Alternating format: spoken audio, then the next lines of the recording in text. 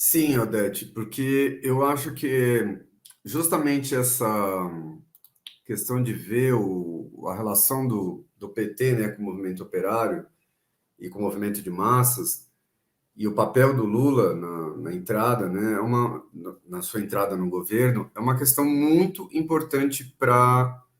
pensar essa questão da pacivização, né, dos movimentos sociais, e em particular do movimento operário. E aqui é uma questão decisiva, assim, falar do papel que tiveram os sindicatos, né? Porque toda a história do surgimento da CUT, do próprio PT, tem a ver com todo o processo de ascenso operário que a classe operária desenvolveu no Brasil final dos anos 70. A gente já tratou, inclusive, em outras aulas, né? Do papel que cumpriram a CUT e o PT nesses momentos das greves de 78, 79, 80, e como o PT manteve um compromisso com a ordem democrática, que a gente justamente estava tratando até aqui, né? E como isso atravessou a história, desde as diretas até a transição pactuada de 88, e também como o próprio PT se consolidou como um pilar do regime burguês na década de 90, se transformando num partido que, num primeiro momento, os trabalhadores viam como um partido seu, né? Falavam o nome próprio, Partido dos Trabalhadores, mas que justamente foi se transformando num partido da ordem, e que durante os seus anos de governo, como a gente veio falando, ele foi se mantendo como um representante fiel dos interesses dos grandes especuladores, dos imobiliários, especuladores imobiliários, dos empresários, dos banqueiros e do próprio agronegócio, né? Essa questão que você tinha mencionado, eu acho que é muito importante de ver como durante os anos 90 e essa ofensiva toda neoliberal, tentou se criar um consenso, não só de que não teria mais luta de classes, né, mas que, inclusive, essa perspectiva da revolução e de que a classe trabalhadora poderia encabeçar um processo de transformação profunda da sociedade teria sido terminada, assim, era o fim da possibilidade do socialismo, né, e tudo mais. E justamente uma coisa importante, eu acho, de ver é que, ao mesmo tempo que a burguesia vai castigando a classe trabalhadora internacionalmente com o processo de precarização, de terceirização do trabalho, né, e tal, a burguesia ela não pode simplesmente abolir, né, os mecanismos de dominação que ela exerce sobre a classe trabalhadora, e aí tem um papel fundamental da burocracia sindical como uma ferramenta da própria burguesia para dividir, para desmoralizar, para controlar a classe trabalhadora, né? E, inclusive, também se combina com o papel de utilizar alternativas políticas de conciliação de classes para poder conter e canalizar essa insatisfação dos trabalhadores nos momentos mais críticos, canalizando essa insatisfação para dentro das instituições do regime e, ao mesmo tempo, avançar ideologicamente em tentar consolidar essa ideia de que a democracia é um valor universal e que o máximo do horizonte possível é a democracia capitalista, né? Então, nessas últimas décadas do século XX, a gente viu que a democracia capitalista como regime político, né, e como ideologia, ela ganhou mais terreno, se estendendo com uma grande força e fortalecendo essa perspectiva de que a democracia capitalista seria a expressão da soberania popular, né, e que é o máximo de liberdade que os trabalhadores, a juventude, o povo negro, as mulheres, os LGBTs poderiam aspirar, né? E a história da formação do PT na década de 80, 1980 e da CUT 83, né? Ela é inseparável por um lado, desse ascenso operário que teve, fortíssimo, né, nesses anos 78, 79, 80, no ABC, que era justamente o maior conglomerado do proletariado industrial de toda a América Latina, e que, como a gente já falou, poderia ter derrubado a ditadura, mas que justamente tem a ver também com o papel que o próprio PT cumpriu, né, para subordinar esses milhões de operários, etc., que viam com orgulho a criação de um partido seu, né, viam criava uma expectativa de um partido da sua própria classe fazendo política contra a classe dominante e cumpriu, ao mesmo tempo, o papel fundamental de assimilar, de canalizar e conter e impedir que a classe trabalhadora pudesse cumprir um papel independente dentro do regime político e, por essa via, frear e impedir que essa força se expressasse politicamente na sua potencialidade que ela tem, né? Então, aqui tem uma discussão, antes de tratar do papel da burocracia sindical, que tem a ver justamente com essa ideia da transformação de uma figura nordestina, operária, né, sindicalista, em um representante da própria classe dominante. Então, essa imagem da transformação do conceito, né, de hegemonia da classe operária em uma formação de alianças com partidos burgueses, com figuras burguesas, etc., com uma aparência social-democrata, né, em um rosto operário nordestino, né, é todo um projeto de administração capitalista por dentro da ordem democrática, né, como a gente vinha falando, com a promessa de avanços graduais nas condições de vida da classe trabalhadora, e depois a integração do PT a essa política burguesa foi se demonstrando de uma forma dramática, com os próprios vários trabalhadores, inclusive, vendo o PT se assimilando ao regime, à ordem, e assimilando os próprios métodos de corrupção, né, e os escândalos e tal, que, enfim, ganharam notícias aí internacionais e tal. E aqui eu acho que vale a pena a gente ver um conceito que o Gramsci tratava, que ele justamente chamava de transformismo, né, como uma categoria que esse comunista marxista italiano, né, usava para analisar essa cooptação por parte das classes dominantes dos elementos dirigentes dos setores populares através de uma absorção, né, de uma incorporação gradual, mas contínua, né, e variando os métodos aí de eficácia com que conseguia, desses elementos que eram ativos, saídos dos grupos da classe operária, né, mas que eram incorporados como parte dos grupos da classe dominante, que pareciam inicialmente inimigos irreconciliáveis, né? E, nesse sentido, a direção política se converteu em um aspecto de uma função de domínio da burguesia,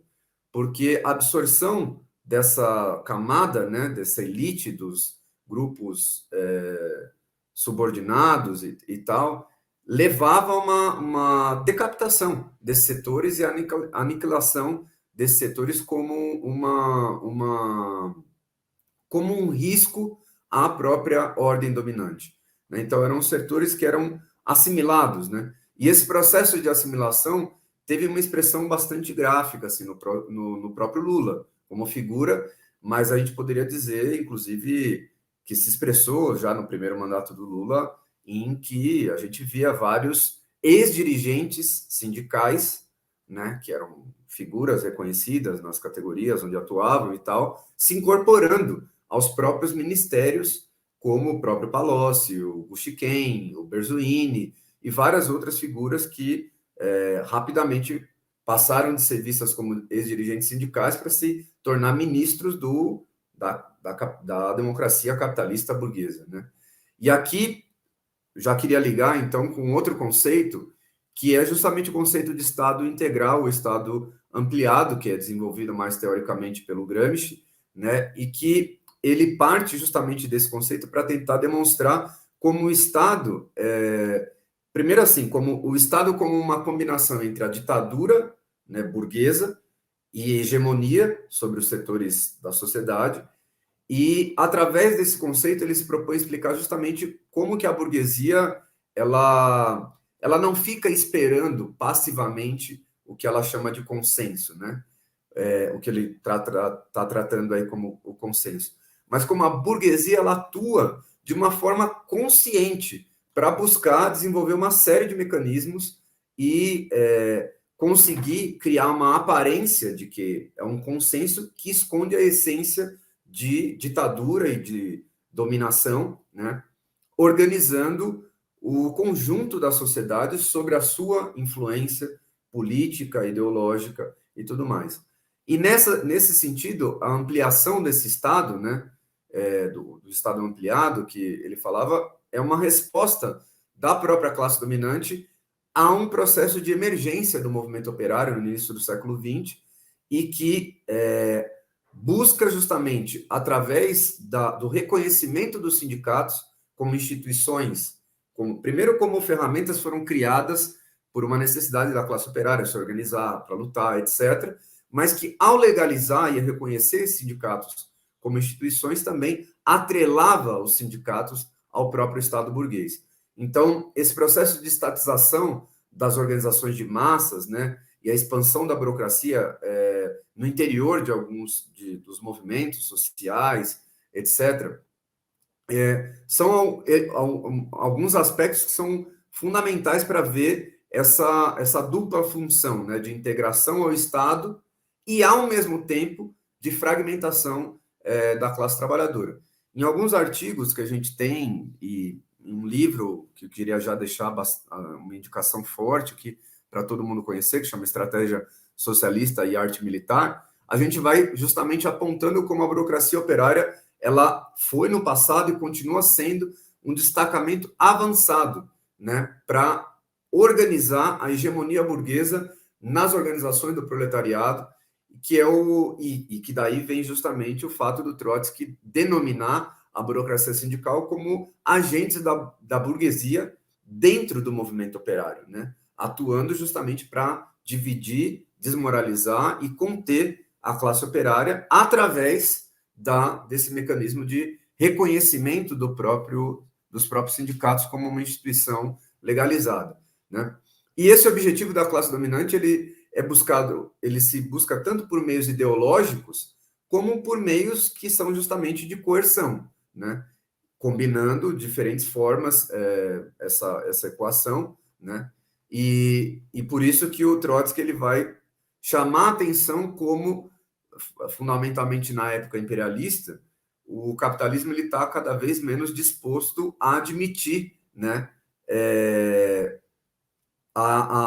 qualquer tipo de independência política por parte dos sindicatos. Isso significa o quê? Significa que o desenvolvimento do capitalismo, sobretudo nessa época imperialista, ele exige que a burocracia reformista e a aristocracia operária, né, elas ficam tentando conquistar alguma migalha que cai da mesa da burguesia, né, e se transformando numa polícia política aos olhos da classe trabalhadora que impede a classe trabalhadora de poder avançar de forma independente e cumprir o que a gente vinha falando como de um papel político independente e hegemônico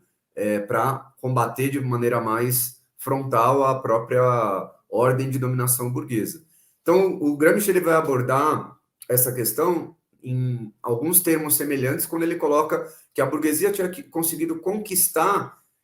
um conjunto das forças organizadas pelo Estado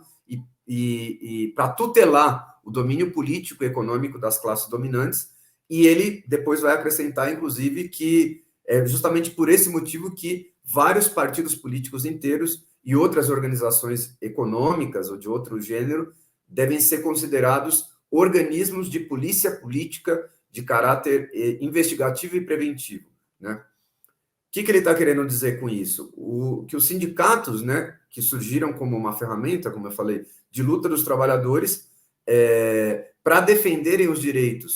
seus direitos diante da classe capitalista, foram cada vez mais controlados pela própria burguesia. Então, essa é uma questão importante ver essa relação. Por outro lado, o próprio Trotsky vai chamar, num texto dele, chamado Sindicatos na Época da Decadência Imperialista, vai chamar a atenção para que o fato, justamente, que é uma característica importante no desenvolvimento, né, do próprio capitalismo e da degeneração das próprias organizações sindicais no mundo inteiro, como se dá essa aproximação e a vinculação cada vez mais estreita dos sindicatos com o poder estatal, né? Isso significava o quê na prática? Significava que o sindicato, né, nesse texto, inclusive, ele fala de uma maneira bem categórica, que não tinha neutralidade no papel que os sindicatos podiam cumprir, eles iam ser ou ferramentas de luta contra os capitalistas ou ferramentas de transmissão, correias de transmissão, né, dos interesses dos capitalistas no movimento operário. Então, tanto nesse texto, né, quanto em outros textos dos escritos latino-americanos, o Trotsky ele vai tentar desenvolver de uma forma bem dialética e fugindo de todo o mecanicismo e o esquematismo teórico, né, e político, inclusive dos stalinistas, como a relação de classes, com a relação entre as classes sociais e o Estado nos países semicoloniais, eles iam ter inclusive um papel específico ali que precisava se ver, justamente o papel que a burocracia sindical ia cumprir de contenção em países onde o proletariado era relativamente mais forte do que a própria burguesia nacional. E a gente, como estava apontando,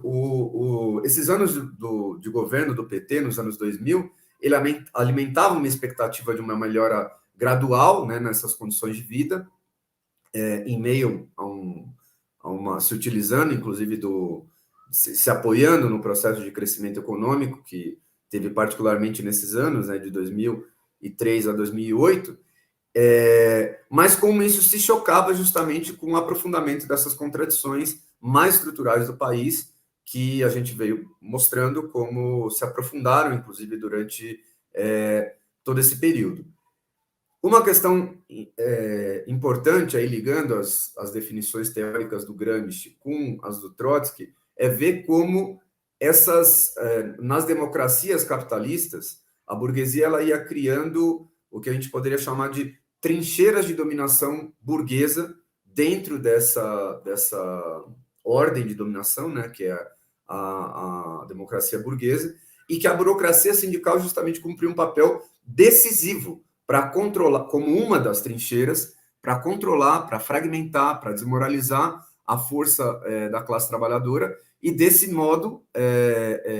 impedir que os trabalhadores pudessem ultrapassar as lutas parciais e sindicais e avançar para se conformar com uma força política independente que pudesse mover o conjunto dos setores oprimidos na sociedade capitalista com um objetivo claro de combater a burguesia, dar um checkmate no próprio modo de produção capitalista, né? E no caso do Brasil, que é um país que tem uma dimensão enorme, né, continental, e que é marcado por todas essas contradições muito profundas, é ainda mais importante, eu acho, a gente poder pensar quais são os mecanismos que permitem com que a burguesia consiga manter de pé essa engrenagem toda, né, de exploração e de opressão. Eu estou falando isso porque, no caso do Brasil, nós estamos falando de uma classe trabalhadora de mais de 100 milhões de pessoas, extremamente explorada, oprimida, que poderia se levantar e explodir, inclusive, em processo de luta de classes, né? E que, justamente, desse ponto de vista, o papel que a burocracia sindical cumpre num país como esse, de um proletariado tão poderoso, inclusive que se entra em movimento teria reverberações até no conjunto aí do continente, não é um detalhe, né? Então,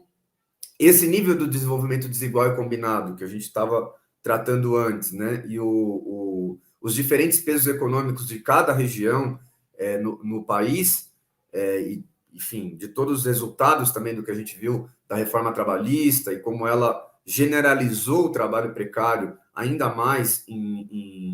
no país inteiro, né, percorrendo grande parte desse proletariado enorme de mais de 100 milhões de trabalhadores, é uma questão muito importante. E se a gente for ver também, já lá na década de 70, com esse papel que tinha o conglomerado industrial do ABC, mas a gente poderia colocar para os dias de hoje, né, o papel que tem as cidades na própria economia capitalista e também como aí a burocracia sindical impedir que nesses lugares se possa avançar a uma mobilização operária que questione, né, os centros nervosos de circulação de pessoas, de mercadoria, etc., tem um papel fundamental, e cumpriu também um papel fundamental ao longo de toda a história da própria classe operária. Ao mesmo tempo, a gente falou bastante aí já sobre a luta do povo negro e tal. Se a gente for recuperar a nossa classe operária, uma classe operária que tem uma história e uma tradição muito forte, onde se entrelaça, né, a luta do proletariado com os processos de luta e organização e resistência do povo negro, que carrega algumas marcas bastante fortes durante a sua própria história, como foi a Greve Negra de 1857, considerada a primeira greve da história do país, e onde confluiu muito a identidade negra e racial com a luta de classes e com a formação da própria classe operária. Outros exemplos que a gente já relatou em livros nossos, né, como Questão Negra, Marxismo e Classe Operária no Brasil, onde a gente resgata a história, inclusive, de trabalhadores brancos que batalhavam para impulsionar medidas de solidariedade e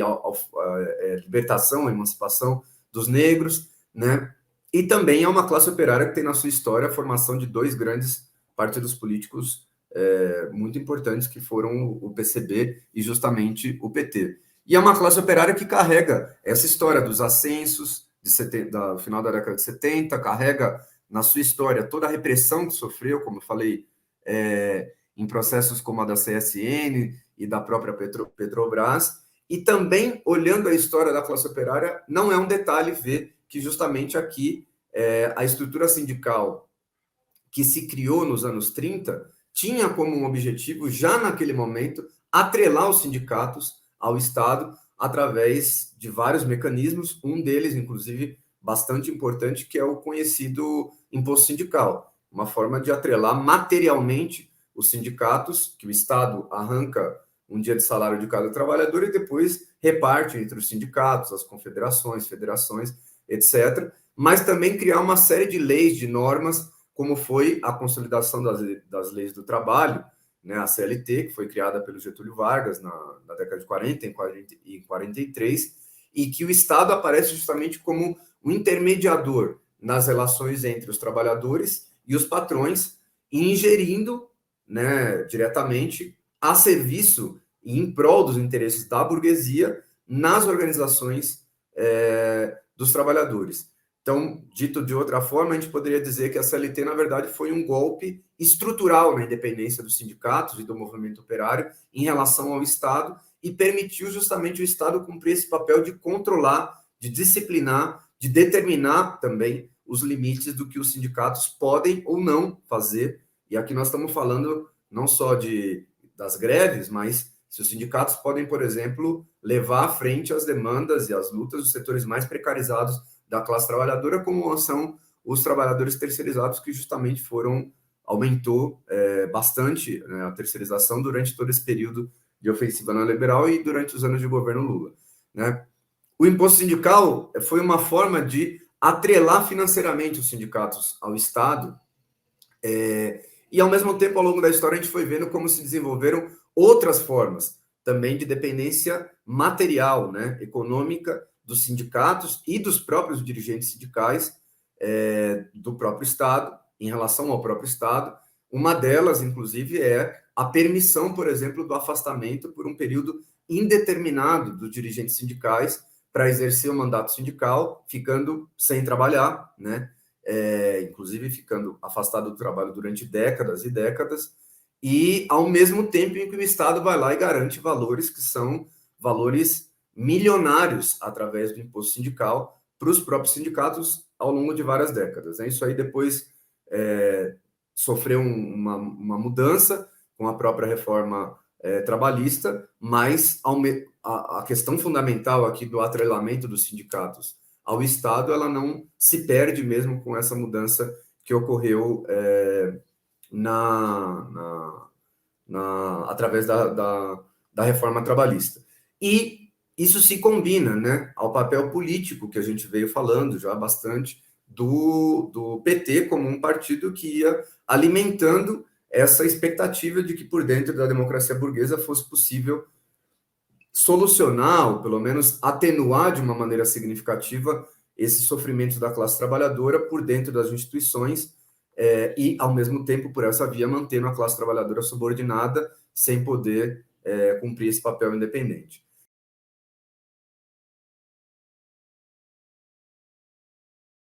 Então, assim, para poder pensar a questão da legalização dos sindicatos e a relação com o Estado, um outro aspecto que eu acho que é muito importante e que durante os anos de governo Lula a gente viu como uma medida fundamental assim de atrelamento dos sindicatos com o Estado, foi, por um lado, uma medida política de legalização das centrais sindicais, que foi um processo que aconteceu em 2007, né? E através desse processo de legalização, as centrais sindicais passavam a ter o direito de receber do Estado uma parte bastante significativa, justamente do imposto sindical, né? Ao mesmo tempo que o Estado ia desenvolvendo um mecanismo para que as centrais passassem a ser administradoras diretas de um grande negócio chamado fundos de pensão das empresas estatais, né, que foi bastante analisado, desenvolvido pelo Chico de Oliveira, né? Então, em 2007, o Lula ele legaliza as centrais sindicais e, enfim, por essa via se dá um processo de cooptação mesmo, de atrelamento bastante importante desses grandes aparatos sindicais, como a CUT, a Força Sindical, né, e, enfim, outras centrais, há um mecanismo de reconhecimento e institucionalização e também de oferecer a possibilidade de setores da burocracia sindical administrarem uma coisa diretamente capitalista, como são os fundos de pensão, né? Então, esses mecanismos que a burguesia criou de contenção e tal, eles se chocam ao mesmo tempo com tudo que a gente vem falando aqui, porque ao mesmo tempo que ele tenta assimilar as centrais sindicais, os sindicatos, etc., vai se aprofundando o trabalho precário e vai se criando uma contradição aí que inclusive, em alguns momentos, mesmo com todo esse aparato sindical, essa contradição fundamental explodir, né? Inclusive dentro daquilo que era um grande símbolo, né, desse projeto de país, que foi justamente o Programa de Aceleração e Crescimento, né, o PAC e as obras do PAC, né, que aprofundou esse processo de precarização depois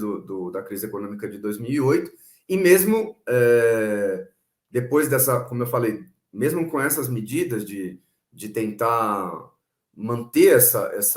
esse controle dos sindicatos através do imposto sindical e através de outros mecanismos e subordinar o movimento operário, ele não foi capaz de conter essas explosões da luta de classes que explodiram nas greves das obras do PAC, que eu queria mencionar um pouco aqui mais para frente. Tem nesse artigo que a Val já tinha citado, né, entre o gradualismo reformista e as contradições estruturais do país, do Daniel Matos, a gente vai justamente apontar como no Brasil as privatizações elas implicaram numa separação maior entre a administração das empresas e o controle acionário dessas empresas e um aumento da diversificação do campo de atuação dos monopólios nativos. Por que é importante essa definição? Porque nesse processo se dá a adoção de um mecanismo de formação de consórcios mistos para o processo de privatização que cumpriu um papel fundamental na ampliação, né, do apoio político de distintos setores capitalistas, né, que mantiveram uma forte presença do Estado na composição acionária dessas empresas que foram privatizadas, inclusive com a ajuda do BNDES, mas que, ao mesmo tempo, viabilizou a entrada desses fundos de pensão em grandes empresas estatais, como novos atores capitalistas de bastante peso, inclusive contribuindo de forma bem significativa para essa corrupção diretamente de setores da burocracia sindical petista, que passaram a ser parte integrante dessa estrutura econômica que estava sendo forjada ali durante os anos de governo petista, né? Então, a relação com os fundos de pensão ela teve um papel fundamental nesse período como uma parte dos processos de cooptação, de corrupção, se a gente quiser chamar assim, da própria burocracia sindical para entrar e se transformar em agentes centrais do capital financeiro e do próprio capital monopólico. Então, a participação dos fundos de pensão, né, dos trabalhadores e dos chamados clubes de investidores que foram formados por empregados nesse processo de privatizações durante a década de 90, teve um papel chave, assim, fundamental para justamente essa assimilação da burocracia lulista aos interesses capitalistas em geral, né? E em particular, no caso dos fundos de pensão, aos interesses do mercado financeiro e dos grandes monopólios. Então, foi se dando um processo em que o PT, ainda que fosse considerado como um partido com 1000 aspas aí, né, de esquerda, já iniciava um processo de anos que depois vai ser analisado, como eu falei, pelo Chico de Oliveira, como na avaliação dele, numa opinião dele, né, que inclusive nós temos uma diferença aí e tal, mas analisando esse processo de assimilação, de incorporação da burocracia sindical como gerenciadora desses negócios, dos fundos de pensão, ele vai chegar até, inclusive, falar da formação de uma nova classe social que, na verdade, como eu estava desenvolvendo, na verdade, se trata mais de um processo de assimilação da própria burocracia sindical cultista aos interesses capitalistas, o que não significa transformar isso numa nova classe social, mas que dava direito à burocracia sindical uma localização privilegiada como portadora diretamente de ações de grandes empresas, né, e com poder, inclusive, de decisão bastante importante dentro desses fundos de pensão, né? Então,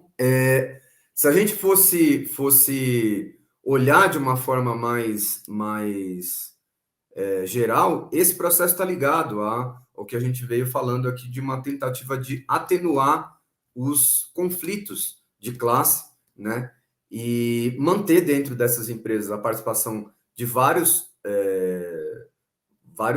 membros da burocracia sindical, né, a um produto do que eles chamavam de desestatizações, que eram, na verdade, privatizações, e por essa via trazendo esse setor para dentro do próprio jogo capitalista, e, obviamente, isso ia ter um resultado em reduzir o papel de oposição dos sindicatos, né, como parte dos segmentos da própria esquerda, né? Então, a gente viu isso, daria para citar várias empresas aí, a própria Vale do Rio Doce, Banco do Brasil,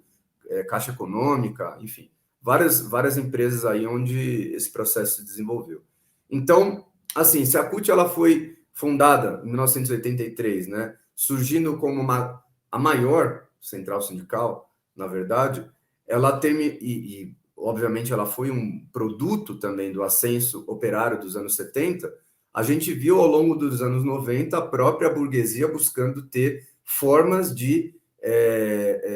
dentro do próprio movimento sindical e construindo alas do próprio movimento sindical, que eram parte do processo da ofensiva neoliberal e que justamente passavam a defender um tipo de sindicalismo muito mais patronal e ligado aos interesses da própria burguesia, como foi o próprio processo da formação da força sindical durante os anos 90, e no caso das duas, né, tanto da CUT quanto da força sindical, mantendo ainda em comum, com as suas diferenças, né, óbvio, mas mantendo em comum um papel ali de fragmentação e de consolidação de uma burocracia sindical que foi traindo os processos de luta, etc., e assim também cumprindo o seu papel de permitir o avanço da ofensiva neoliberal e, no caso das duas, inclusive, mantendo esse papel de subordinação, né, da classe trabalhadora, desses mais de 100 milhões de trabalhadores, às instituições, ao regime político, à democracia burguesa, e assim, ao mesmo tempo, fazendo com que dando a sua contribuição para que a classe operária, o povo negro, as mulheres, né, fossem amargando todo as mazelas do capitalismo durante o período do neoliberalismo, como desemprego, a precarização do trabalho, né, e, enfim, permitindo níveis bastante profundos de exploração da própria classe trabalhadora, né? Então, enfim, eu queria pegar um pouco essa questão, porque sem isso a gente não consegue ver qual é o resultado desse atrelamento dos sindicatos, né, para o controle da classe operária e como isso é fundamental e funcional à própria dominação da burguesia. Então, assim, se os sindicatos eles representam uma parte da classe trabalhadora, né, a gente tem visto, inclusive nos últimos anos, uma queda do índice de sindicalização em muitos sindicatos importantes, mas eles têm uma força política ainda bastante considerável, um papel bastante importante a ser cumprido aí a serviço dos interesses da própria burguesia, né? A gente viu, inclusive, durante os anos, agora mais depois do golpe institucional, que quando a burguesia também necessita, ela ataca essa própria burocracia sindical para, inclusive, poder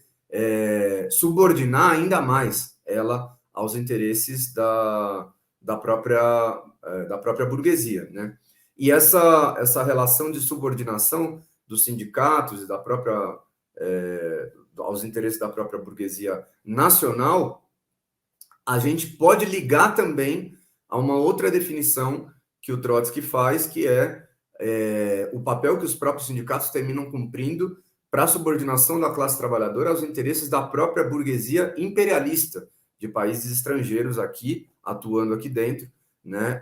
como uma questão importante quando ele trata desse conceito do Estado ampliado, né, do papel que tem, o peso que tem as burocracias sindicais como um ponto fundamental para impedir que esse proletariado enorme possa expressar a sua capacidade política de entrar, não só de fazer greves parciais, mas de entrar como um sujeito, um ator político que pode dar respostas para os problemas mais importantes do país. Então, assim, tem grandes desigualdades entre as centrais sindicais, né? Não só do ponto de vista do alinhamento político, cada uma delas teve em diferentes momentos, em relação ao golpe institucional, por exemplo, né, se teve parte da burocracia sindical que foi a favor, inclusive do próprio impeachment da Dilma e do golpe institucional, outra parte foi contra, mas, como eu disse, em comum, o que teve é que mesmo os setores que foram contrários ao golpe institucional, como é a própria CUT, por exemplo, não enfrentou o golpe institucional e as medidas autoritárias do judiciário, depois a prisão arbitrária do Lula, como através de métodos da própria luta de classes, né? Pelo contrário, a gente até falava nesse momento que tinham mais medo da luta de classes do que dos golpes que o próprio judiciário, a direita, etc., foram implementando, né? E depois dessa legalização das centrais sindicais em 2007, o que a gente viu foi também uma maior fragmentação, por outro lado, a criação de novas centrais sindicais, como a UGT, a CTB, né? Outras centrais sindicais que foram criadas depois desse processo de legalização e que tinham, na verdade, o interesse de receber uma parcela aí do próprio imposto sindical, e esse reconhecimento das centrais sindicais através da lei, da participação das centrais nas negociações, nos fóruns colegiados, nos órgãos públicos, etc., foi parte desse processo que, durante os anos de governo do Lula, foi fundamental para manter, com todas as centrais, um alinhamento delas em relação à política do próprio governo. Mas, além da participação das centrais e ter essa garantia, né, de repasse das verbas por parte do governo e tal, elas foram se dividindo entre elas para poder, vamos dizer, ter meio uma divisão entre os ramos econômicos que cada uma controla, entre os setores, inclusive, da classe trabalhadora, que cada uma delas controla, mas só para a gente ter uma ideia, assim, do que significava quando a gente fala, né, imposto sindical e tal, e está chamando a atenção de que são quantias milionárias, parece até um exagero, mas eu peguei um dado aqui que mostrava que só em 2008, o que essas centrais sindicais tiveram de repasse do Estado foi um repasse da ordem de 80 milhões de reais, subindo para 94 milhões de reais em 2009, depois para 103 milhões de reais em 2010, né? E, como eu disse, com as diferenças de orientação que essas próprias burocracias sindicais vão tendo, elas estavam ali todas blocadas e a favor do imposto sindical, que depois, inclusive, foi uma promessa do governo Temer manter, à custa, né, em troca da traição das burocracias sindicais nas greves gerais contra a reforma trabalhista e tal, e que mesmo traindo, inclusive, o próprio governo depois foi e atacou, né? Então, essa é uma questão que eu acho que é muito importante, porque senão não se entende como se desenvolve esse processo de passivização do movimento operário, do movimento de mulheres, do movimento negro, LGBT, através dessa institucionalização e como uma política deliberada, consciente, por parte da burguesia, né? Como uma forma de conter a luta de classes. E isso também teve um papel importante durante esses primeiros anos de governo Lula, porque, na verdade, tem esse potencial que poderia explodir, e tem também a constatação de que em outros países da América Latina, né, como a Bolívia, México, Argentina, durante o início da década dos anos 2000, teve muitos processos de luta de classes, né, e também aí cumprir um papel preventivo, dividir, fragmentar, impedir que a classe trabalhadora brasileira, justamente por esse papel, pudessem cumprir, né, um papel que transcendesse até o próprio terreno nacional do Brasil. E como parte também dos ataques que o próprio governo Lula implementou durante o início do seu governo, já, uma questão que vale a pena também ver foi como se deu um processo de reorganização, né, no próprio movimento operário, e como um dos aspectos interessantes de ver aí é como um setor que se opõe, né, a essa capitulação, a traição que a própria CUT e as demais centrais sindicais vinham tendo diante da reforma da Previdência nos anos de governo Lula, foi o setor que deu origem a Conlutas no primeiro momento e depois que se transformou em CSP Conlutas, que é uma central sindical bem minoritária, comparada com as grandes centrais sindicais, que reúne mais ou menos cerca de 100 sindicatos no país, né? Mas onde justamente aglutinou setores que impulsionaram, né, lutas importantes contra os ataques durante os anos de governo Lula. E aqui é interessante ver isso, porque toda essa tentativa de cooptação, a passivização, de controlar a luta de classes, né, ela foi subvertida em um sentido por vários sindicatos,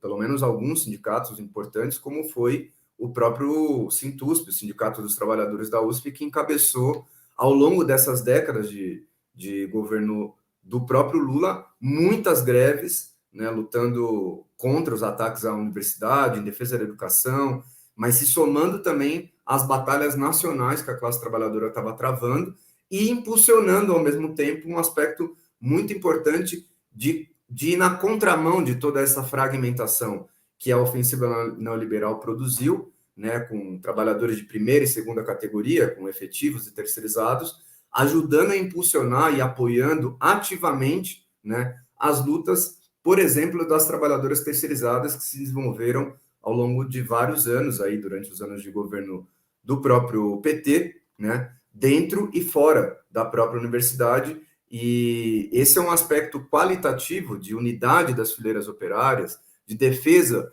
dos interesses dos setores mais oprimidos, né, de utilizar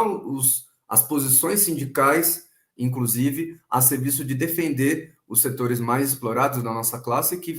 é um exemplo muito importante de não só independência em relação ao Estado, porque o Sintus, por exemplo, nunca recebeu imposto sindical, sempre se recusou e se posicionou nos espaços sindicais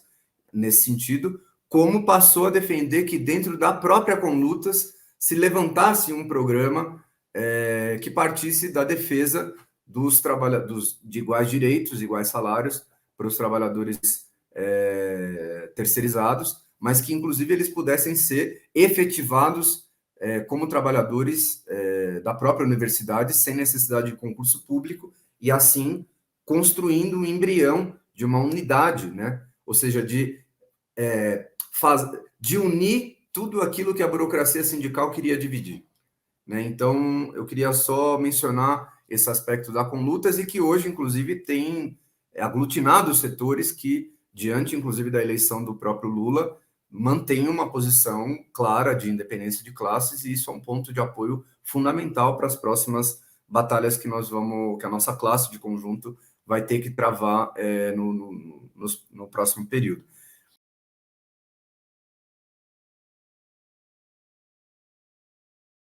Então, mas só retomando uma ideia, eu queria ainda desenvolver um aspecto desse ponto de vista da classe operária, muito importante, que foi a explosão, né?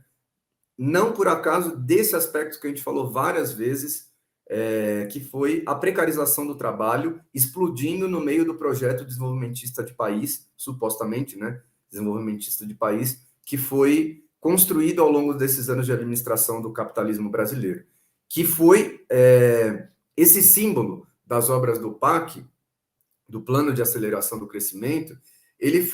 O PAC ele foi lançado em duas etapas, né, durante os anos de governo do PT. Uma primeira etapa em 2007, no ato de posse do segundo mandato do Lula, e a segunda parte do programa foi lançado em março de 2010, com o PAC 2, né, que foi definido já pelo próprio governo naquele momento como uma prioridade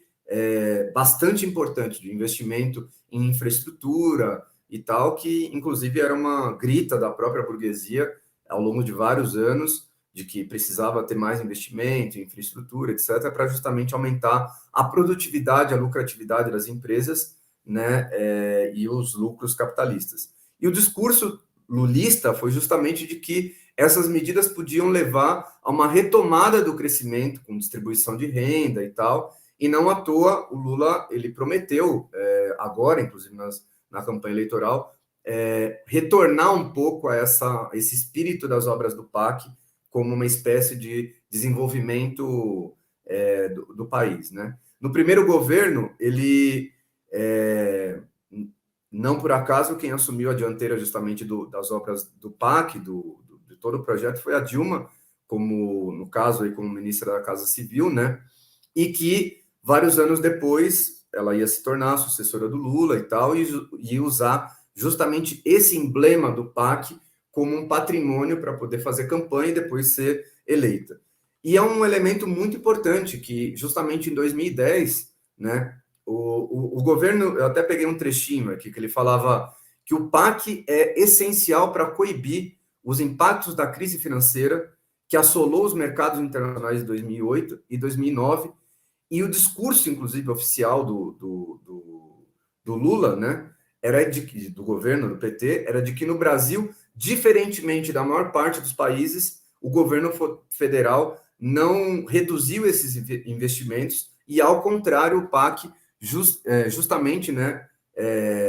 se combinava com medidas de estímulo no mercado interno e tal, para poder minimizar os efeitos dos impactos da crise econômica internacional. E eu acho justamente que é sintomático que os efeitos da crise capitalista tenham sido sentidos, sim, no Brasil, ainda que com um retardamento por conta de medidas econômicas como essas, né? Mas que justamente nas grandes obras do PAC, das construções civis, né? Das hidrelétricas de Jirau, de Santo Antônio, né? Em Rondônia, em Recife, Pernambuco, né? No caso, tenham sido desenvolvidas obras ligadas às grandes empreiteiras que a gente já falou anteriormente, que lucraram muitíssimo, inclusive tendo favorecimento estatal direto do BNDES, e que justamente nessa menina dos olhos, né, se a gente for pensar nesse projeto de país supostamente desenvolvimentista, explodiram justamente greves nessas usinas de Jirau, de Santo Antônio, que foram as duas maiores obras do PAC, né, e onde em algumas dessas mobilizações envolveram 40 mil operários dessas grandes obras, e depois isso tenha se expandido nacionalmente, chegando a mobilizar 170 mil operários em todo o país do ramo da construção civil, que estavam da forma mais desesperada e visceral possível, mostrando que, de fato, onde se apoiava esse projeto de país. Se apoiava na humilhação, no desrespeito mínimo das relações trabalhistas e numa exploração brutal que eles estavam colocando, né, dando voz ali através dessas greves. E os impactos dessa greve, né, que explodiu com uma força bastante grande em setores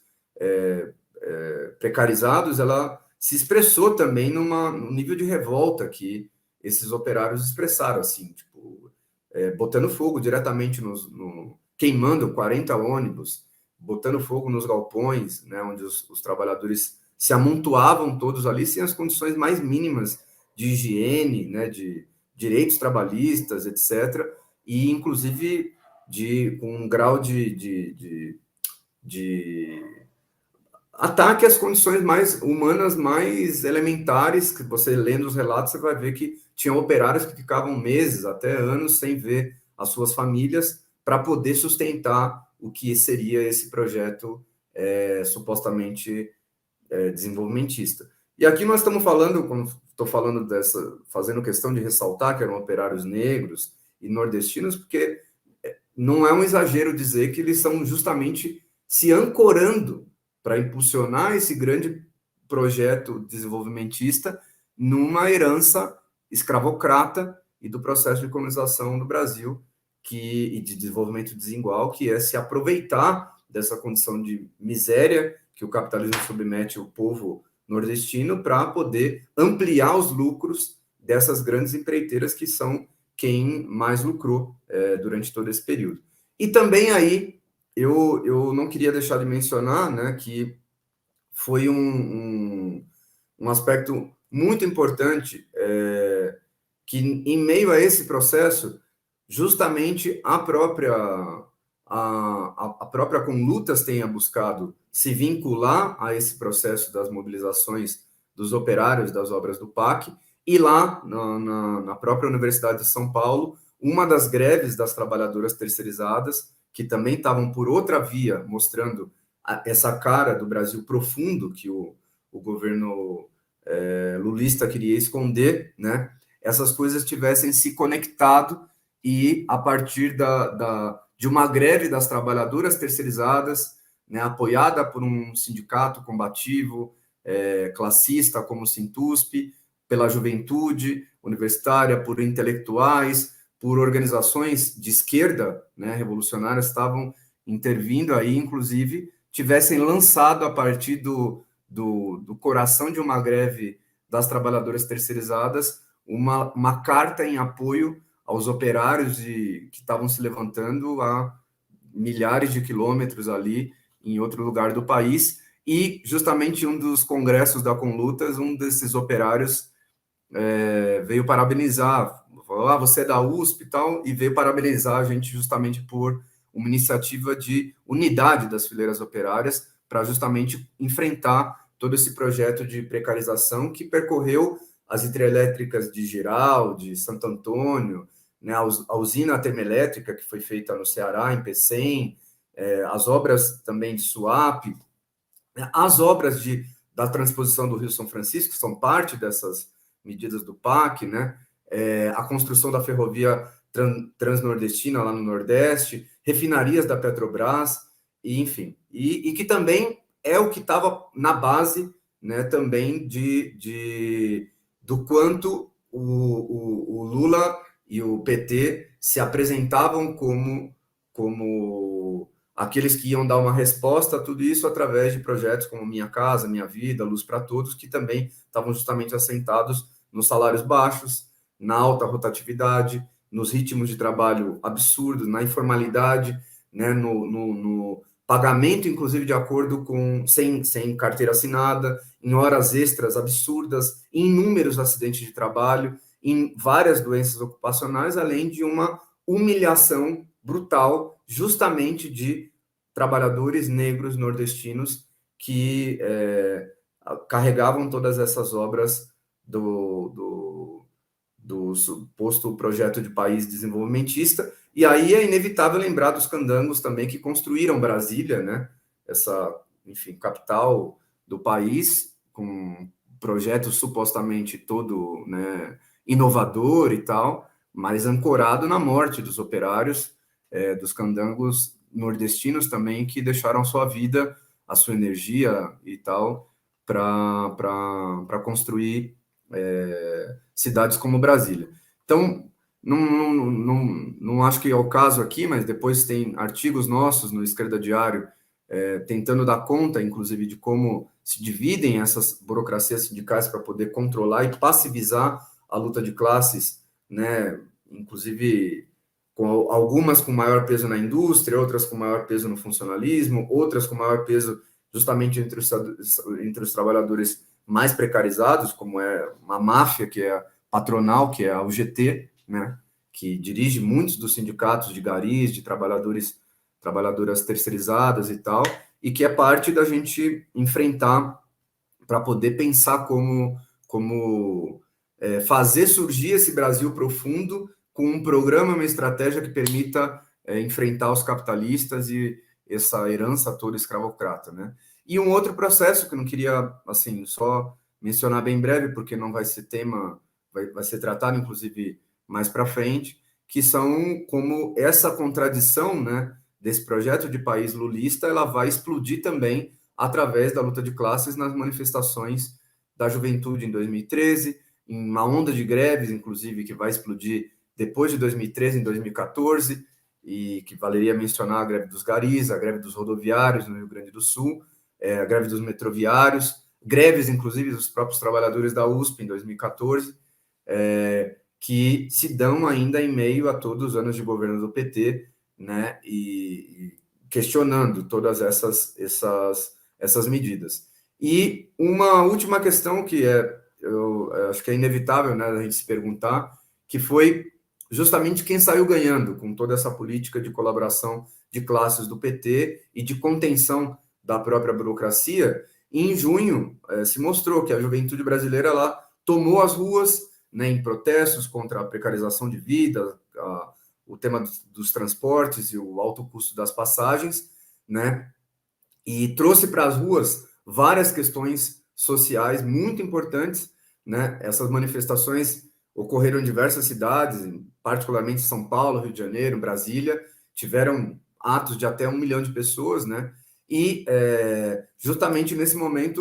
era um momento onde o Haddad, junto com o Alckmin, estavam juntos atuando para reprimir, processar os manifestantes, e essas manifestações de insatisfação, né, social, né, mostravam também como é impossível avançar nessas contradições mais profundas do país, se propondo administrar o capitalismo brasileiro, né,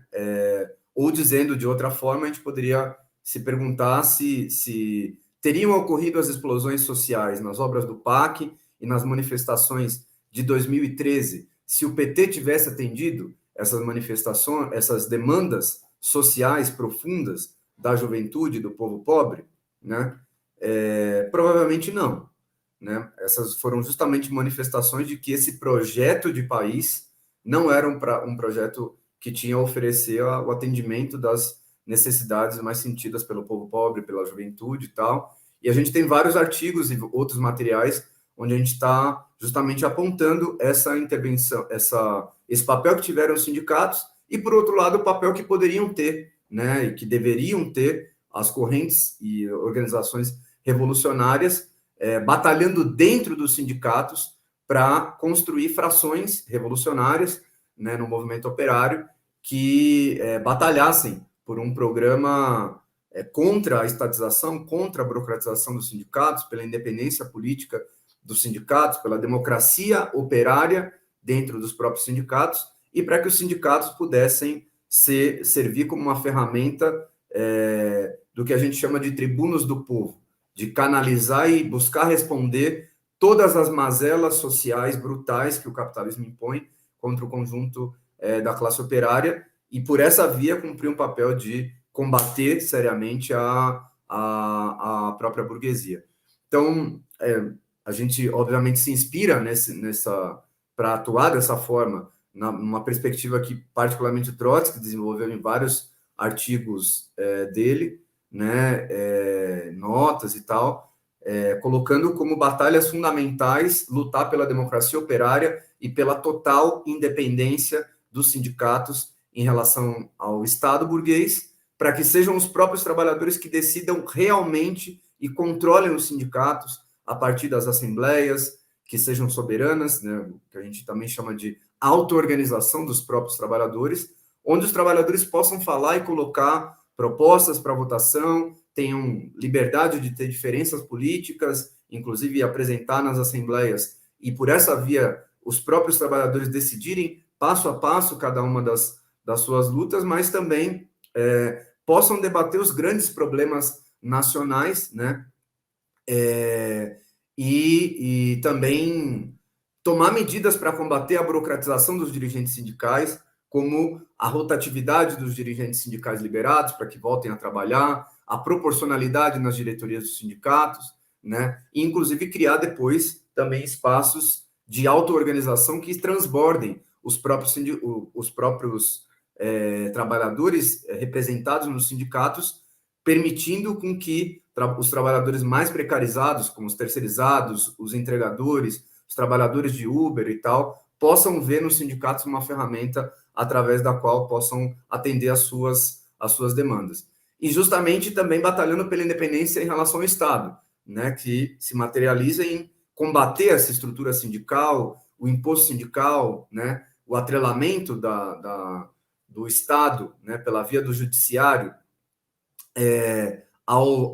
dos sindicatos ao próprio Estado, e também chamando os trabalhadores a não se subordinar e não confiar nas instituições do regime burguês, como o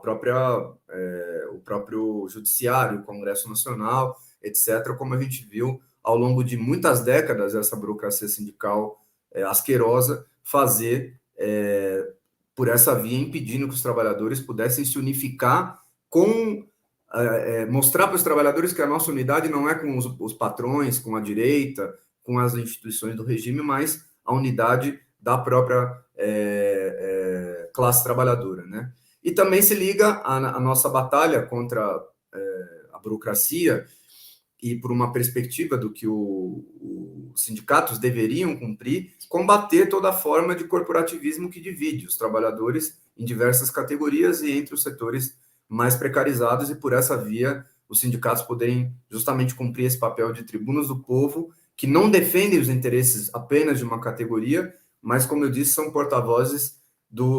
das mazelas e dos sofrimentos dos conjuntos dos setores explorados e oprimidos, denunciando cada sofrimento que eles têm, levantando, né, políticas para poder unificar esses setores e colocar os sindicatos, de fato, como uma ferramenta a serviço da construção de uma nova sociedade, uma sociedade socialista, livre da exploração e dessa opressão bárbara que a gente sofre ao longo de tanto tempo aqui no nosso país, né? Ou seja, o que a gente também chama de uma perspectiva de hegemonia da classe trabalhadora como direção do conjunto dos explorados e dos oprimidos num processo de luta revolucionário.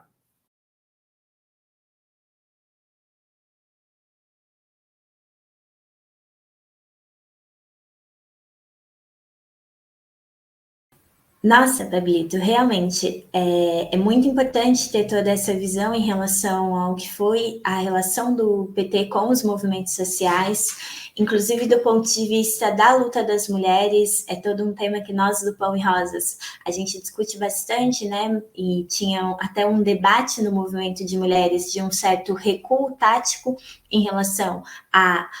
aceitar toda a política de conciliação que os governos petistas faziam, rifando os direitos das mulheres para o Vaticano, para as bancadas evangélicas, para uma série de setores conservadores, porque em nome de uma suposta governabilidade para que depois pudesse avançar em direitos, e hoje a gente vê qual é o resultado disso com a extrema-direita tentando aprovar o Estatuto do Nascituro para retroceder em direitos conquistados, perseguindo meninas que têm o seu direito ao aborto negado e fazendo toda uma série de coisas muito absurdas que mostra só como que o movimento de mulheres precisa se colocar ativamente para defender cada um dos seus direitos e que a política de conciliação ela significa diretamente rifar. Mas para a gente ir concluindo um pouco algumas das ideias fundamentais, assim, eu acho que tem uma última questão que é toda a discussão da política educacional, né, dos governos petistas, porque esse é sempre visto como a menina dos olhos. Enfim, eu acho que a gente tem uma série de elaborações no Esquerda Diário, depois os companheiros que tiverem interesse em aprofundar mais esse tema podem pegar lá, mas uma das chaves fundamentais da discussão é ver que, em particular, em relação às universidades, o Lula e o PT, eles trabalharam com uma questão que era um sentido muito profundo de uma contradição, né? A gente está falando bastante das contradições que são carregadas, mas existia uma contradição entre o nível extremo de desigualdade dos setores que podiam ter acesso à educação superior. O Pablito comentou anteriormente, né, como que inclusive os direitos à educação eles já eram bastante restritos, parte da herança escravocrata do país, mas isso no ensino superior era ainda mais escancarado. E, por um lado, tinha isso, por outro lado, tinha que a aspiração de gradualmente ir avançando, né, a ideia de que podia se desenvolver, ela também alimentava um certo desejo de você conseguir ter mais acesso à educação, em particular o ensino superior. Então, tinha um desejo em setores de massas que eram privados desse direito à educação pelo vestibular, por toda a política que existe, né, e todas as coisas que a gente está debatendo de onde, qual é o desejo da burguesia do nosso país, e nesse sentido o Lula ele trabalhou muito bem com essa contradição entre diante do nível extremo do quão restrito era o acesso ao ensino superior no nosso país, você seguir as orientações neoliberais em relação à política da educação que já haviam parcialmente implementadas no governo FHC. Então, por exemplo, alguns programas do ProUni, do FIES, eram programas anteriores que os governos petistas eles desenvolveram ainda mais, e por essa via eles ampliou o acesso à educação, mas ela é majoritariamente relacionada a fortalecer monopólios educacionais. Então, foi durante os governos petistas que empresas brasileiras, Croton Anhanguera, se formou como o maior monopólio educacional do mundo, em base a uma expansão precária da educação, que era destinada a formar mão de obra barata, mas essa mão de obra, ela era também bastante lucrativa, né? Então, era como transformar a educação em uma mercadoria que atendia bastante aos interesses neoliberais, por um lado, e por outro lado, você podia promover, né, pela via desses programas, que eram FIES, ProUni, né, você financiava o acesso à educação de setores que não tinham condições de pagar, mas que, na verdade, terminava por fortalecer esses tubarões de ensino, né? Existem, inclusive, dados que indicam como que o valor gasto por aluno em programas de financiamento de universidades privadas, ele era até 3 vezes maior do que os gastos nas universidades federais. Nas universidades federais, o que a gente viu foi uma expansão. Várias universidades foram sendo criadas, mas justamente como tinha um limite em relação à dívida pública, em relação ao orçamento que era destinado à educação, porque a prioridade seguia sendo manter o pagamento da dívida pública, não se ampliou na medida que era necessária para poder garantir esse plano de criação de novas universidades, de novos cursos, não se tinha um orçamento necessário para que esses planos pudessem ser levados a cabo sem que significasse uma maior precarização do trabalho dentro das universidades, né? A terceirização do trabalho nos serviços de limpeza dos restaurantes universitários é um caso muito escancarado, que combina bastante todo esse elemento da precarização também que a gente está falando, mas também tinha uma redução, né? Tipo, você ampliava as vagas das universidades federais, mas não tinha um nível de contratação suficiente, tanto de trabalhadores quanto de professores. Então, na vanguarda do movimento estudantil, entre os estudantes, os docentes, entre os setores, né, do funcionalismo público das universidades, também foi se gerando um sentimento de uma certa indignação de um setor que via concretamente, porque já tinha furado o filtro social do vestibular e estava na universidade, via essa contradição e tentava questionar que tivesse mais investimento, buscava se organizar, né? Uma das expressões mais fortes disso é a greve que acontece em 2012, que é uma das greves mais fortes que existem, que chega a atingir 90% das universidades, só que tinha aí também uma contradição, né? Porque faltava um programa para essa vanguarda que tentava lutar contra a precarização que estava sendo implementada pelos governos petistas, faltava um programa que buscasse se ligar com a população que estava de fora, né? Inclusive, nossa organização era parte dos setores que batalhava em cada greve, em cada processo de mobilização, para que esse programa ele pudesse surgir, né? Então a gente batalhava pelo fim do vestibular, a gente defendia fortemente as cotas raciais como parte de uma política que era necessária em relação ao que significa o racismo no nosso país, mas a gente sabia que isso tinha que vir junto justamente com a luta pelo fim do vestibular, porque enquanto tiver o vestibular, quem fica de fora é a população negra, assim como a luta e combate e enfrentamento com esses monopólios privados da educação, que foram bastante beneficiados, por isso a defesa da estatização dos grandes monopólios, sem indenização e que fosse sob controle dos trabalhadores e dos estudantes, enfim, um conjunto de um programa que pudesse justamente articular de que o desejo de poder acessar a universidade, de poder acessar o conhecimento que é produzido e ter esse direito garantido à educação, ele não fosse desviado por uma política que significava a precarização da educação, que significava precarização do trabalho dentro das universidades, que significava enriquecimento dos grandes tubarões de ensino, mas que sim tivesse a capacidade de se conectar, inclusive, com as fortes greves que estavam acontecendo, como o Pablito citou também, que pudesse dar uma outra perspectiva, inclusive, para que o conhecimento que a universidade é capaz de produzir pudesse resolver as grandes contradições sociais da qual o projeto de país do PT não foi capaz de resolver, né? Então, essa questão, ela estava muito colocada, assim, né? E assim como também tiveram as cooptações das burocracias sindicais, ainda que é uma escala muito diferente do papel dos sindicatos para o papel do movimento estudantil, mas também as burocracias estudantis, elas foram cooptadas. A direção majoritária da UNE, por exemplo, passou a ser parte do governo federal, a integrar os ministérios e a cumprir um papel dentro do movimento estudantil, que era tentar conter qualquer questionamento que surgisse à esquerda em relação a esse projeto,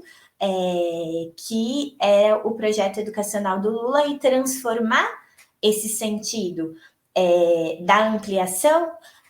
que estava acontecendo, que acontecia em paralelo com era muito maior, inclusive, os benefícios ao setor privado da educação, em tentar mascarar tudo isso, porque o nível de desigualdade que existia, né, o nível de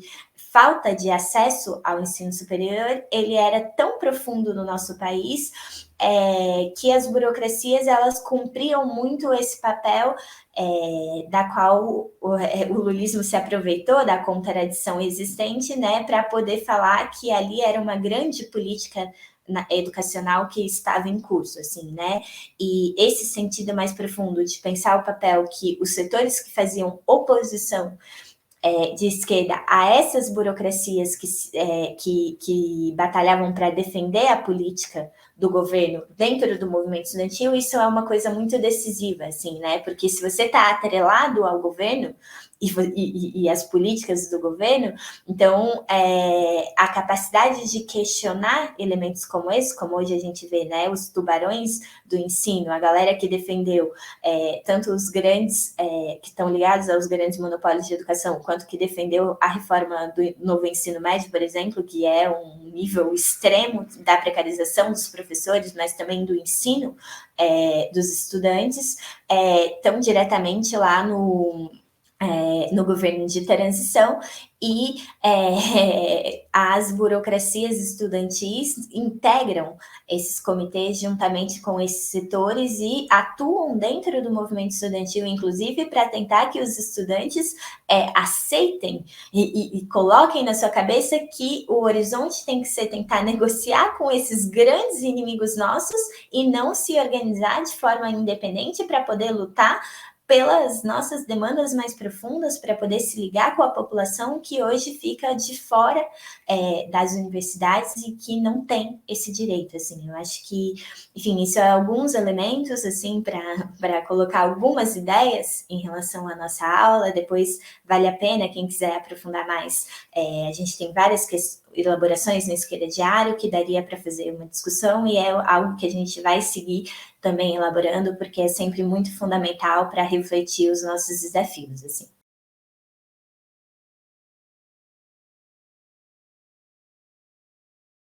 Sim, acho que tantos elementos que tu colocou, Odete, e também o Pablito,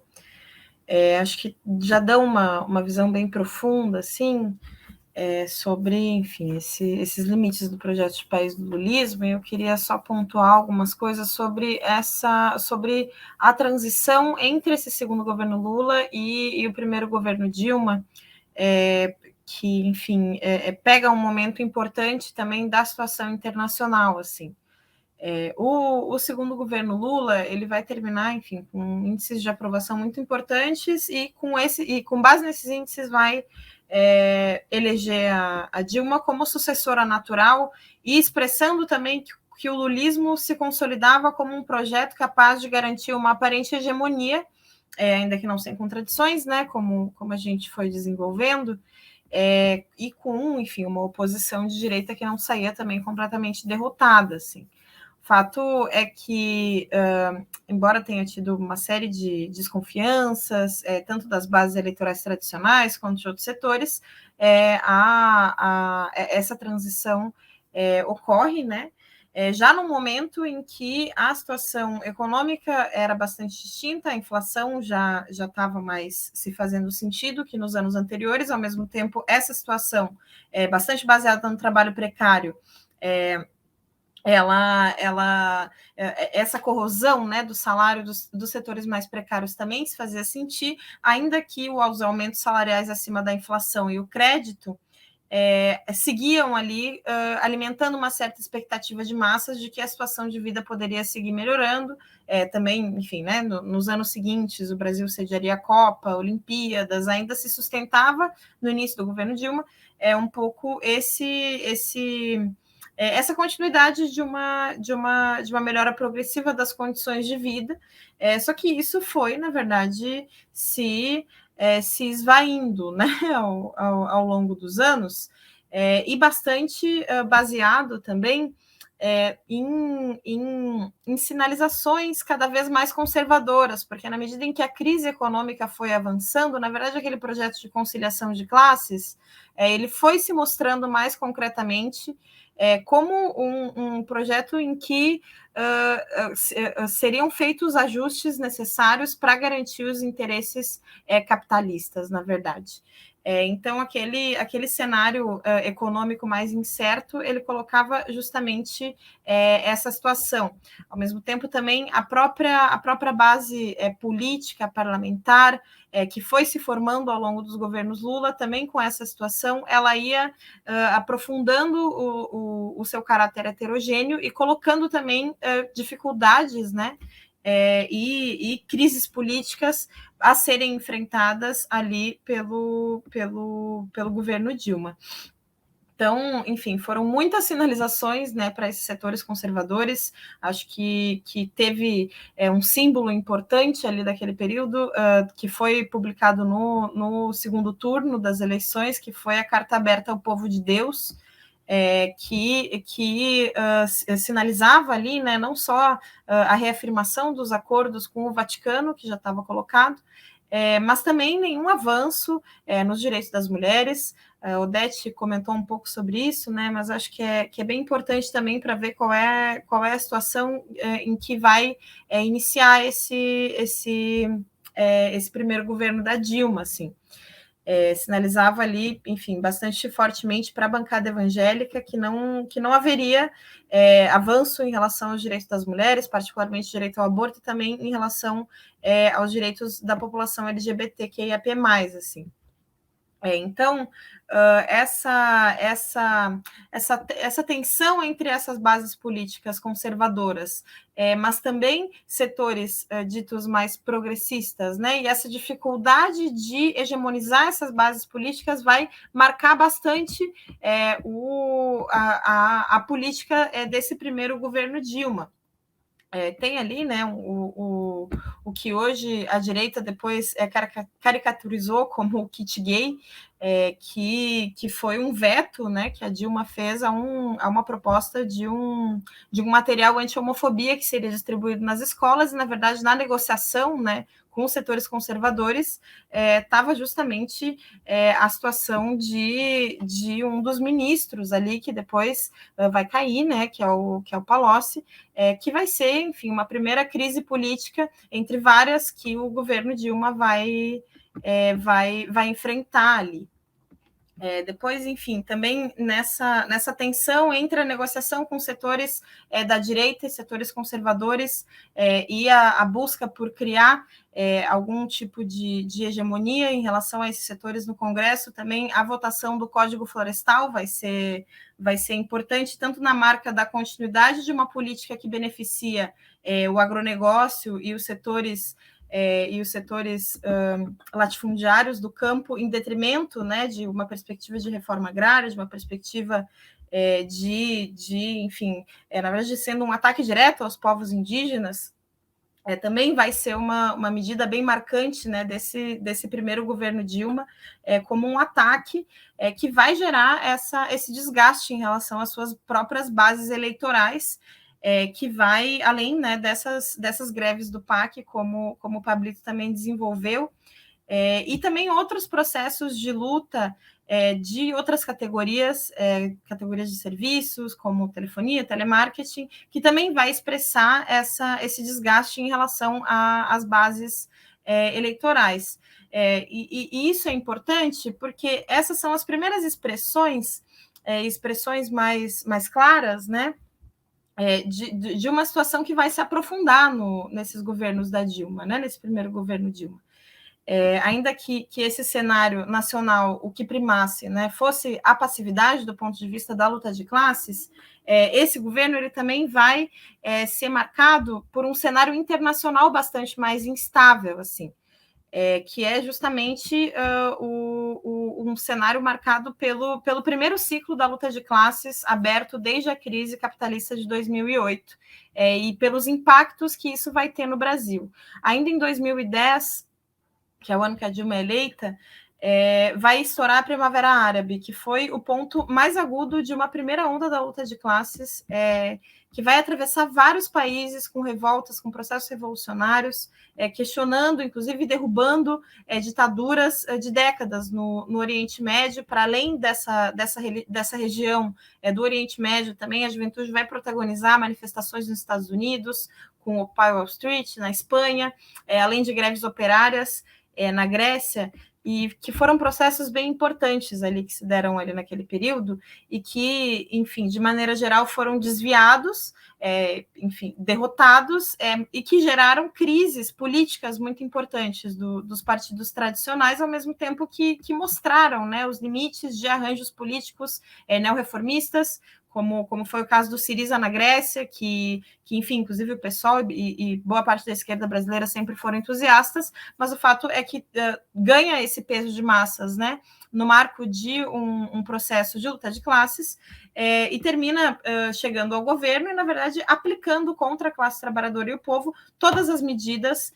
de ataque que estavam sendo exigidas ali pela Troika, pelo imperialismo europeu, assim.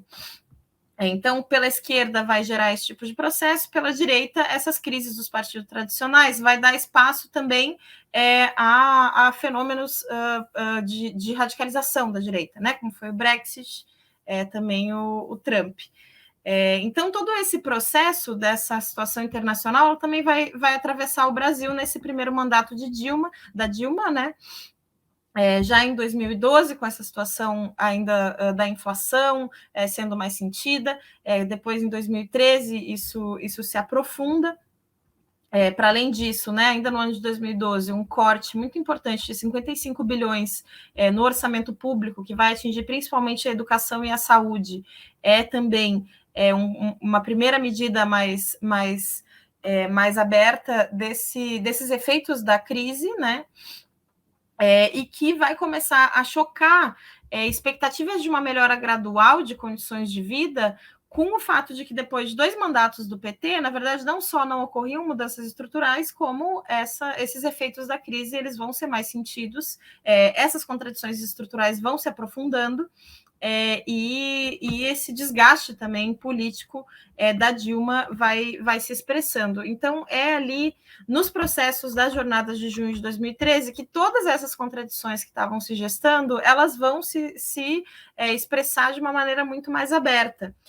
A discussão sobre junho de 2013, na verdade, mais completa, né, a gente vai fazer na nossa próxima aula. Mas aqui eu acho que é importante a gente, em primeiro lugar, localizar essas manifestações da juventude brasileira como parte dessa primeira onda da luta de classes pós-crise, né, de 2008, a nível internacional, que, como todos esses processos, né, tem uma característica heterogênea, e que tem, enfim, vários setores da intelectualidade petista que vão dizer que ali foi o início, né, do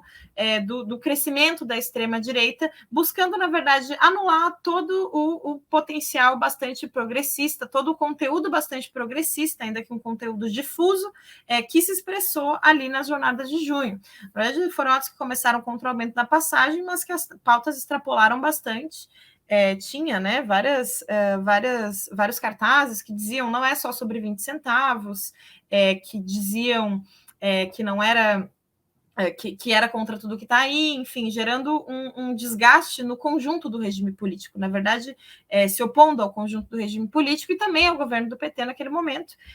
e o fato, né, de se opor também ao governo do PT naquele momento vai ser o que embasa, né, essas teses de que junho de 2013 foi ali o início da reação do crescimento da extrema-direita. Então, só para pontuar isso, né, que também o Pablito passou um pouco sobre como o que veio depois de junho é justamente um processo de crise política muito importante, mas também processos de luta de classes, greves antiburocráticas, assim. Então, também para deixar marcada uma única definição, o que se abre ali em junho, né, uma primeira expressão aberta de um processo de crise orgânica que vai marcar o regime político, na verdade, até os dias de hoje. A crise orgânica, ela é uma crise, segundo o Gramsci, né, que desenvolve mais esse conceito, de autoridade estatal. Fruto do fracasso de uma grande empresa, uma iniciativa política, para a qual a burguesia solicitou ou impôs pela força o consenso às grandes massas, num processo em que vastas massas passam bruscamente da passividade para uma certa atividade. E no caso do Brasil, justamente, a juventude tomava as ruas como expressão do fracasso dessa grande empresa política do lulismo, levando, enfim, a essa crise profunda do regime de 88, que vai atravessar o país até hoje, numa situação em que, desde então, a classe dominante não pode mais dominar, né, como antes, e crises políticas e mutações no regime que vem ocorrendo desde então são expressões dessa crise orgânica bastante profunda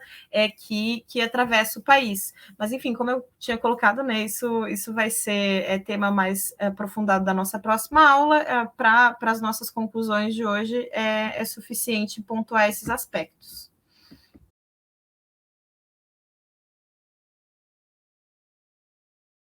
Eu acho que a principal conclusão que a gente queria chegar aqui nessa aula por um lado, ver que esse período, né, dominado pelo lulismo, foi um dos poucos períodos da história do país em que a burguesia brasileira conseguiu um período maior de estabilidade e de durabilidade da sua hegemonia de dominação, né, que se deu a partir da combinação entre, por um lado, a manutenção dos pilares neoliberais, com uma política de concessões, e um ensaio tímido de neodesenvolvimentismo que só era possível justamente graças ao desenvolvimento econômico daquele momento, né? Ou seja, no marco de uma condição muito excepcional do desenvolvimento capitalista brasileiro, que é profundamente dependente e subordinado ao imperialismo. E que isso também pressupunha uma relação de cooptação e passivização do movimento de massas, como a gente falou em vários momentos aqui, canalizando as lutas sociais para expectativas de reconhecimento e integração, sem se chocar justamente com o Estado burguês. E aqui é fundamental, acho que a gente concluir também que, por um lado, o lulismo teve uma habilidade, né, de aproveitar essa profunda contradição que existe na sociedade brasileira para transformar a ideia de que a evolução pacífica e gradual, com os pequenos avanços nas condições de vida, era uma grande mudança que podia ter um impacto estrutural na vida de todas as pessoas. Mas, como a gente buscou debater também, na verdade, a política de conciliação de classes foi justamente o contrário, já que ela aprofundou, né, as contradições estruturais do nosso país, até que o questionamento dessa situação explodisse nas mobilizações massivas que tiveram em junho de 2013 e que não puderam ser controladas pelas burocracias sindicais ou do movimento estudantil, dos movimentos sociais, e que cumpriram um papel fundamental ao longo dos anos do governo do PT. Mas também, por outro lado, que a falta de uma alternativa de esquerda que tivesse devidamente se preparada para que, nesse momento, pudesse ter a força material e a fortaleza programática, estratégica, para fazer a diferença na luta de classes, foi uma das grandes debilidades para que a classe trabalhadora pudesse justamente emergir como sujeito revolucionário, capaz de responder de forma mais profunda, né, a todos esses anseios de diversos setores diante da crise de hegemonia burguesa. Mas, enfim, esses são temas também, são debates que na próxima aula o Edson Urbano e a Vitória Camargo vão aprofundar nessa que vai ser a última aula do nosso curso. Então, queria chamar todo mundo a não perder essa conclusão do curso, Uma Visão Marxista do Brasil.